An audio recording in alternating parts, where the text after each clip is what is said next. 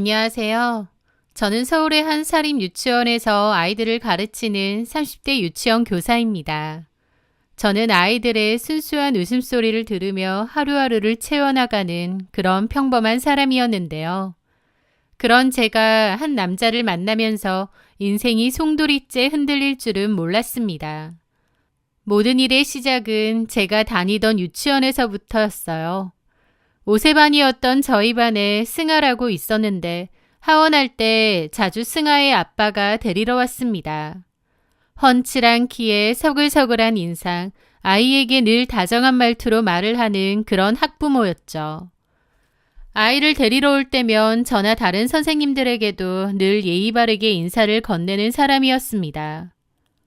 선생님, 오늘도 우리 승아 잘 돌봐주셔서 감사합니다. 멀려. 조심히 가세요. 승아도 내일 보자. 선생님한테 공손히 인사드려야지. 아이의 눈높이에 맞춰 몸을 낮추고 조곤조곤 이야기하는 모습을 볼 때면 참 좋은 아빠구나 하는 생각이 절로 들었죠. 그때 당시에는 그저 한 아이의 학부모, 그 이상도 그 이하도 아니었지만 그의 선한 인상은 제 기억에 좋게 남아 있었습니다. 그런데 어느 날 승아가 갑자기 유치원을 그만두게 되었습니다. 어머님이 좀 멀리 이사를 가게 되었다는 짧은 말만 남기고 구체적인 이야기까진 안 한 채 원을 그만두셨죠. 아이들이 원을 옮기는 경우도 자주 있었기에 별로 대수롭지 않게 넘겼습니다. 그렇게 1년 반이라는 시간이 흘러간 어느 주말 오후였습니다. 서점에서 책을 고르고 있었는데 누군가 제게 아는 척을 하는 겁니다.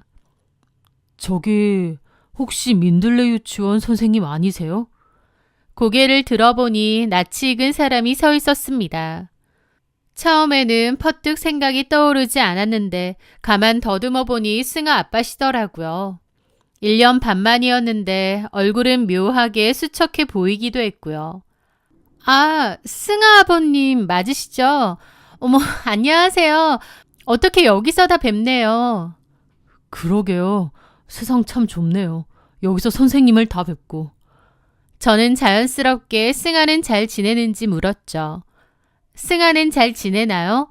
이사 가셨다고 들었는데. 그런데 제 물음에 그의 얼굴에 잠시 그늘이 지는 겁니다. 그리고 잠시 머뭇거리더니 사실 이혼을 해서 승아를 못 본 지 꽤 되었다고 하더라고요. 승아 엄마가 아이를 데리고 미국에 있는 친정으로 떠났다고 하면서요. 그 순간 단순히 이사를 간 게 아니라 이혼을 하고 승아와 승아 엄마만 떠난 거구나 알겠더라고요. 그 말을 듣고 보니 승아 아빠의 그 수척한 얼굴이 이해가 되기도 했습니다. 그러셨군요. 승아가 멀리 떠났네요. 아버님은 많이 보고 싶으시겠어요. 뭐라고 말해야 될지 모르겠어서 좀 어색하더라고요. 어쨌든 그렇게 잠깐의 인사를 나누고 헤어졌습니다. 그런데 뜻밖에도 며칠 뒤 그에게서 개인적으로 연락이 온 거예요. 제가 전에 승아 담임 선생님이었기 때문에 연락처는 학부모님들에게 다 드리거든요.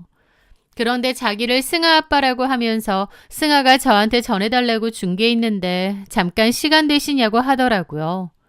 학부모님, 그것도 원생 아버님과는 개인적으로 만나는 일이 없지만 전해줄 게 있다고도 하고 또 더 이상 원생 아버님도 아니었기에 가볍게 만나보게 되었습니다. 승아가 유난히 저를 잘 따랐다면서 그림 그린 거랑 삐뚤빼뚤 짧게 편지 쓴 것도 전해주시더라고요. 그러면서 커피 한 잔을 하며 이런저런 대화도 나누게 되었습니다. 승아 아빠는 변호사라고 했고 이혼 후 승아를 잘 못 보게 되니 좀 힘들어 하시기도 하더라고요.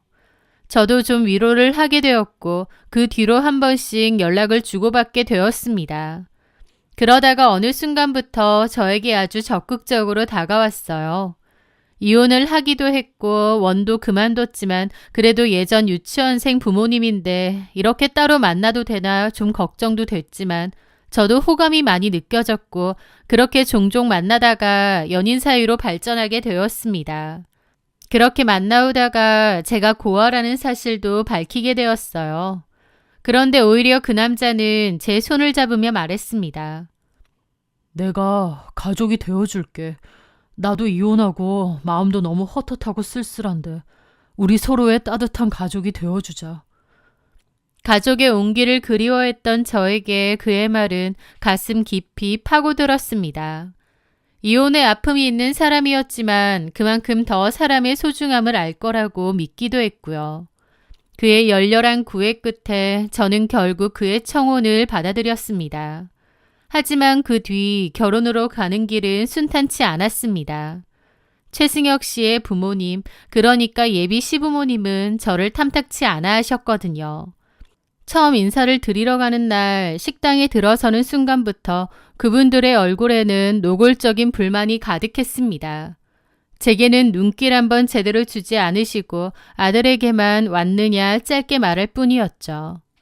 어색한 침묵 속에서 식사가 시작되고 시어머님은 젓가락을 들기도 전에 저를 위아래로 훑어보며 입을 열었습니다. 부모가 다 돌아가셨다고? 네. 직업도 유치원 교사고. 아휴, 우리 아들에 비해선 좀... 제 심장이 쿵 내려앉았고 얼굴이 화끈거려 고개를 들 수가 없었습니다. 시어머니의 목소리에는 가시가 돋쳐 있었죠. 우리 승혁이가 어디 가서 빠지는 애가 아닌데 이혼남이라는 것 때문에. 아들이 이혼남이라는 흠 때문에 마음에 안 드는 며느리를 들여야 한다는 사실이 착잡하다는 표정이었습니다. 하지만 아들의 고집이 워낙 세다 보니 마지못해 결혼을 허락하시는 분위기였어요. 그렇게 면전에 대고 무시를 당했을 때 자리를 박차고 일어났어야 했는데 그때 저는 그럴 용기가 없었던 것 같습니다. 그리고 그분들의 무시는 앞으로 닥쳐올 불행의 서막에 불과했다는 것을 머지않아 알게 되었습니다. 결혼 후 시어머니는 사사건건 저를 트집 잡고 무시했습니다. 제가 차린 음식에는 손도 대지 않으면서 배운 게 없으니 음식 솜씨도 이 모양이지 라며 혀를 찾고 예의 범절이 없다, 부모 없는 티가 난다 같은 말들을 아무렇지 않게 제 면전에 쏟아냈죠. 저는 하루에도 몇 번씩 투명인간이 되거나 무시를 당했습니다. 더 기가 막혔던 건 남편의 태도였습니다. 제가 시어머니에게 구박받는 것을 뻔히 보면서도 그는 남일인 척 철저히 외면했죠. 게다가 오히려 제 탓을 하거나 짜증을 내는 일도 많았습니다. 우리 엄마가 원래 저런 분인 거 몰랐어? 당신이 좀 더 싹싹하게 굴면 되잖아. 왜 자꾸 일을 만들어? 연애 시절 제 가족이 되어주겠다며 눈물 짓던 그토록 다정하던 그 남자는 온데간데 없고 저를 자신의 부모님과 똑같은 눈으로 내려다보기 시작하는 겁니다. 그리고 툭 하면 당신이 뭘 안다고 내 일에 끼어들어. 당신은 그냥 집에서 밥이나 하고 애나 잘 키우면 되는 거야. 간섭하지 마. 나 간섭하는 거 딱 질색이야. 내가 벌어다 주는 돈으로 편하게 살잖아. 그럼 나한테 전적으로 맞춰. 라는 식으로 저를 무시하기도 했습니다. 남편은 돈을 잘 벌었어요. 변호사긴 하지만 일반적인 변호보다는 돈 많은 사람들이나 불법적인 일에 연루된 사람들의 변호를 맡으며 큰 돈을 버는 것 같았습니다. 게다가 변호사 일 말고도 따로 사업이나 투자도 열심히 하였습니다. 돈 욕심이 상당한 사람이었기에 돈만 주면 무슨 일이든 하겠다는 태도였죠. 그러면서 남편은 자신이 이룬 부와 사회적 지위가 대단한 벼슬이라도 되는 양 저를 한없이 깎아내렸습니다. 저는 그저 그의 삶을 뒷받침하는 장식품이나 집안일을 하고 아이를 키우는 도구에 불과했죠. 저는 결혼하고 한 달 만에 아이가 들어섰고 아들을 낳았는데요. 그나마도 저희 아이를 보며 결혼 생활의 힘듦을 참아냈습니다. 어린 저희 아들을 안고 있으면 남편에 대한 원망도 시부모님에 대한 서름도 잠시나마 잊을 수 있었거든요. 그래, 민호를 위해서라도 버텨야 해. 우리 아들을 좋은 환경에서 키우자 라는 생각을 늘 되뇌이면서요. 저는 부모님을 일찍 여의고 친척집을 전전하며 살았기 때문에 서러운 일도 많았거든요.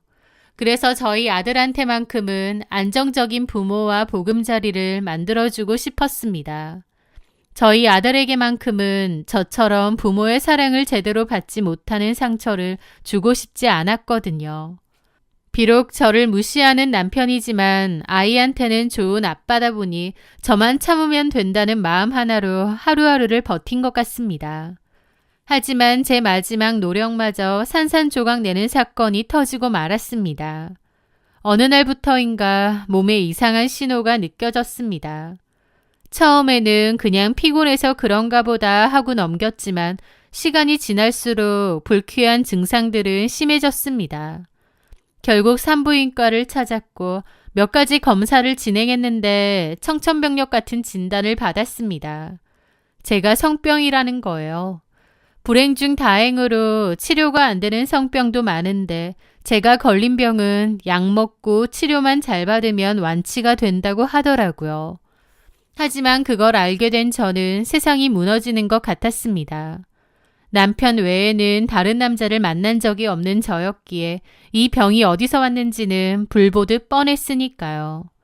나중에서야 알게 된 거지만 과거 남편의 이혼 사유도 남편의 문란한 사생활 때문이었다고 합니다. 어쨌든 저도 그런 남편 때문에 피해자가 된 거죠. 수치심과 배신감에 온몸이 불덩이처럼 달아올랐고 사지가 부들부들 떨렸습니다.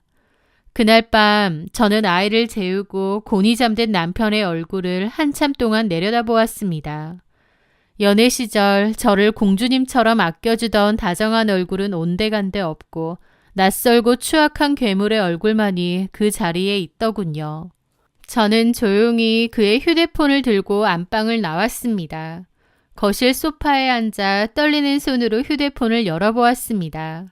그리고 그 안에서 온갖 더러운 진실들과 마주해야 했습니다.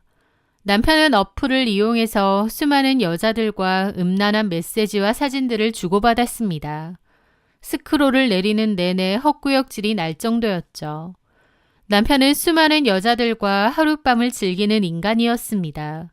그런데 그 와중에도 거의 매일같이 연락을 주고받으며 오랫동안 내연관계를 이어나간 여자의 존재도 발견했죠. 두 사람이 나눈 대화는 단순한 유의를 넘어선 오래되고 깊은 관계임을 짐작하게 했습니다. 심지어 그 여자는 남편에게 제 욕도 하고 있었습니다. 네 와이프는 아무것도 모르냐. 그 정도면 집에 있는 가구나 가전제품 수준인 거 아니냐.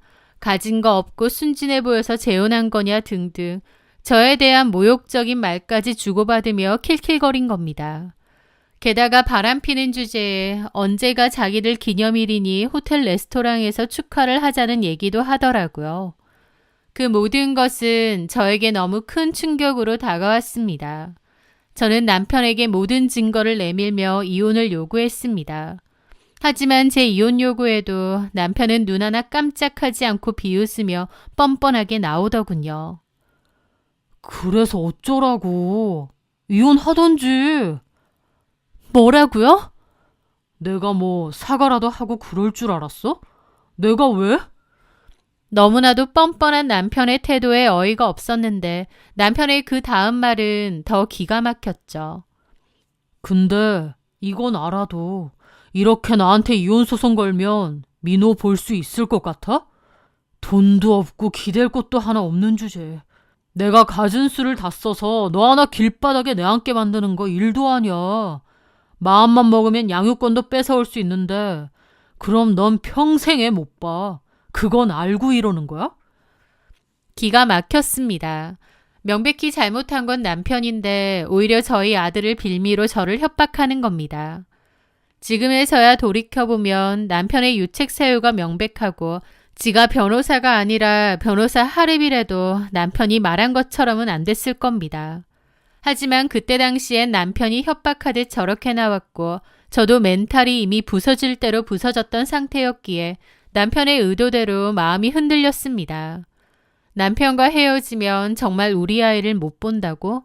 그 생각을 하니 덜컥 겁이 나고 무섭더라고요. 남편에게는 정말 인간에 대한 환멸까지 느껴질 정도였지만 아이에게로 협박을 하니 저도 겁이 났고 움츠러든 거죠. 그렇게 그 크나큰 일은 아무것도 하지 못한 채 흐지부지 지나갔습니다. 남편이 분명 외도를 저질렀음에도 사과도 받지 못했고 이혼 이야기도 흐지부지 없어진 거죠. 그리고 그날 이후 저는 그 집의 유령 같은 존재가 되었습니다.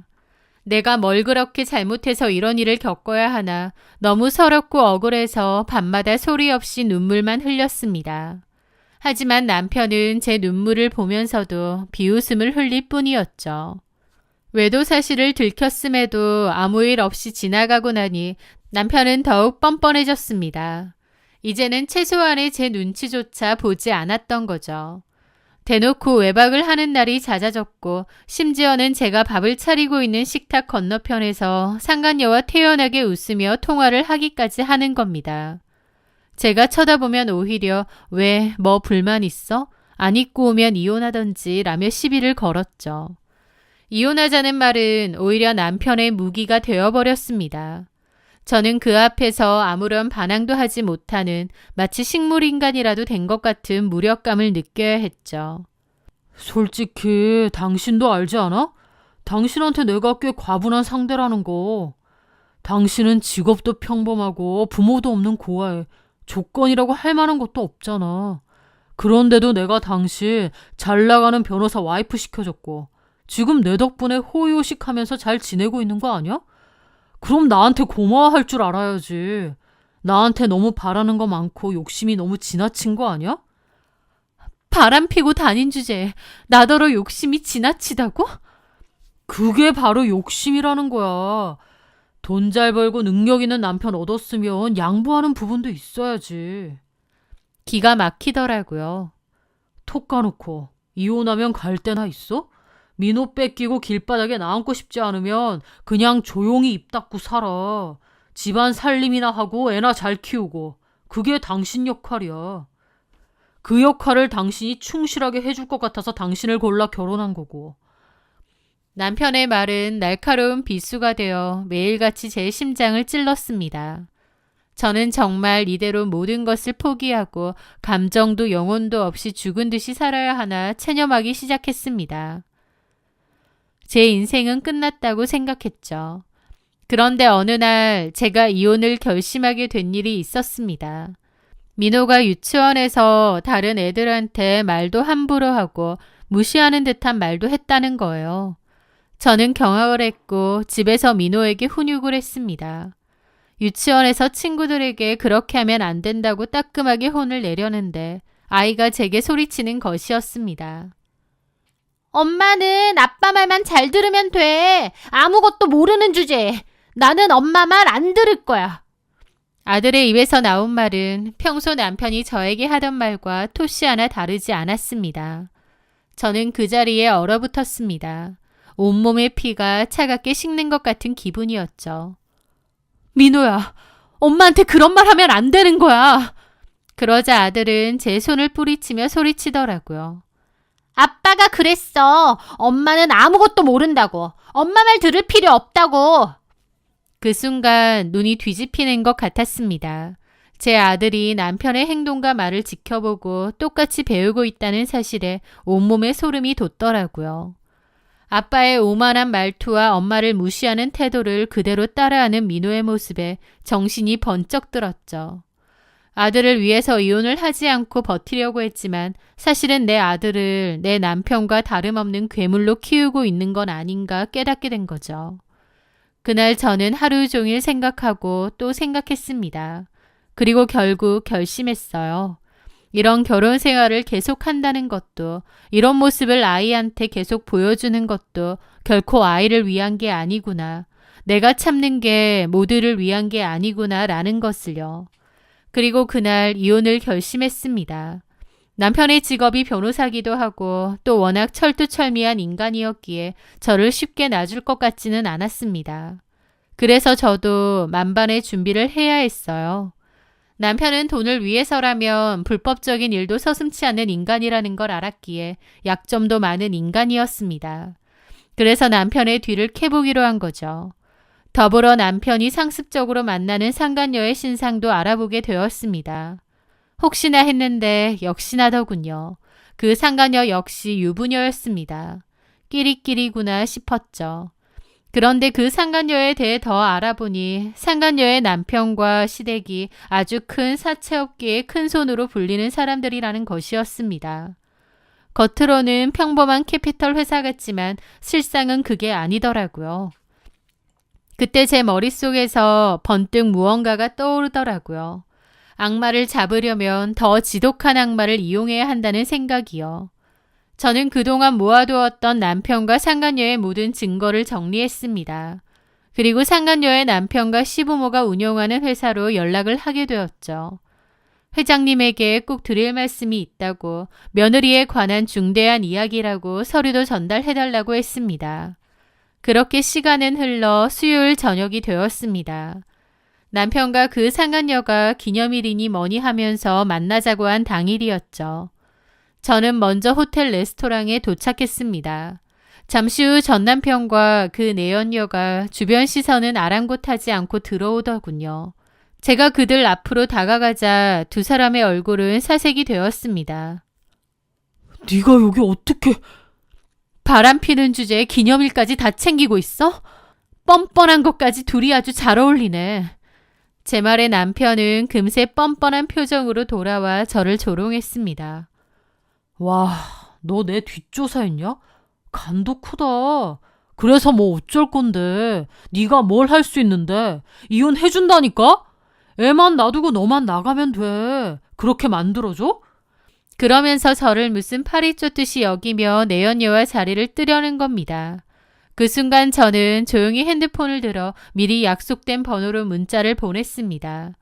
그리고 그 문자가 도착하기 무섭게 레스토랑의 문이 열리며 상간녀의 남편과 그의 부모님이 들이닥쳤습니다. 그 순간 기고만장하던 남편과 내연녀의 얼굴은 하얗게 질려버렸죠. 여보, 아버님, 어머니, 여긴 어떻게... 내연녀는 시부모님을 보자마자 얼굴이 새파랗게 질려 파리처럼 빌기 시작하더라고요. 좀 전까지 고개 빳빳이 들고 뻔뻔하더니 자기 시부모님 불러오니 식겁을 한 모양이었습니다. 상간녀의 시어머니는 그런 며느리에게 다가가 반지가 번쩍이는 손으로 머리채를 휘어잡았습니다. 이게 어디서 바람질이야. 내가 이런 천박한 행동하는 거 제일 싫어하는 거 알아 몰라. 상간녀의 시어머니는 겉으로는 우아해 보이는 외모지만 막상 눈이 돌아가니 정말 무섭고 표독스럽더라고요. 상간녀는 머리채까지 잡힌 채 어쩔 줄 몰라 하면서 어머님 잘못했어요만 외쳤지만 상간녀 시어머니는 눈이 돌아 상간녀의 머리채를 다 뽑아버릴 기세였습니다. 그 와중에 전 남편은 상황 파악이 안 되는지 눈알만 굴리다가 슬그머니 도망치려고 하는 거예요. 하지만 상간녀의 시아버지가 데리고 온 거구의 부하들에게 뒷덜미를 잡혀 질질 끌려왔죠. 네가 내 며느리랑 놀아놨다는 그 변호사야? 남편은 처음엔 상황 분간이 안 되는지 이러는 거 불법이라느니 자기도 가만히 있지 않겠다느니 큰소리치고 경찰에 신고까지 하려고 하더군요. 그 모습에 상간녀 남편도 열받았는지 남편 핸드폰 집어던져버리고 곤죽이 되게 패는 겁니다. 진짜 퍽퍽 소리가 나게 맞고 남편은 정신을 못 차리더라고요. 그렇게 한참을 처맞고 나니 아차 싶었는지 그제야 코피 줄줄 흘리며 무릎을 꿇고 싹싹 빌었는데 그 모습이 정말 비열하고 역겨웠습니다. 하지만 한편으로는 살려달라고 비는 그 꼬라지를 보니 속이 다 후련하긴 하더라고요. 사실 제가 그 불륜 증거자료를 상간녀의 남편과 시부모님 회사로 보낸 뒤 연락이 왔거든요. 한번 만나자고요. 만난 뒤 자초지종을 다 설명했고 두 사람이서 기념일 챙긴다고 언제 어디서 만나기로 했다는 얘기도 전했습니다.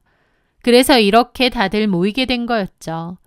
그날 이후 전 남편의 인생은 나락으로 떨어졌습니다. 상간녀의 시댁은 그들이 가진 모든 인맥과 돈을 총동원해 제 남편을 짓밟기 시작했거든요.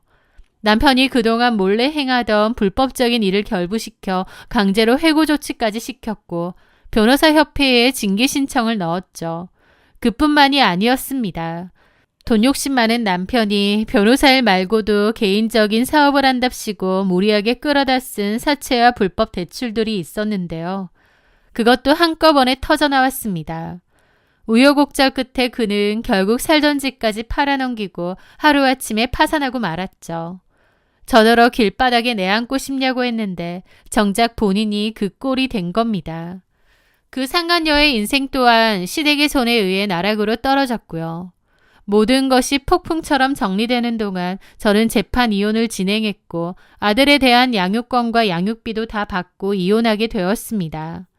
위자료는 단 한 푼도 받지 않았습니다. 그 더러운 돈을 받고 싶지도 않았지만 이미 남편은 갖가지 소송으로 인해 빈털터리가 되어 있었거든요. 저는 양육권을 받아내고 2번 다시 내 아들 앞에 나타나지 않겠다는 약속만을 받아냈습니다. 그 후 저는 다시 유치원 교사로 돌아와 아들과 함께 작은 행복을 꾸려가고 있습니다. 물론 결혼했을 때와는 비교할 수 없을 만큼 소박한 삶으로 살아가고 있죠. 하지만 저는 지금이 훨씬 더 행복합니다. 제 땀과 노력으로 아이에게 맛있는 저녁을 차려주고 마음고생도 하지 않아도 되고 이러한 소소한 생활이 더 큰 행복을 주는 것 같아요.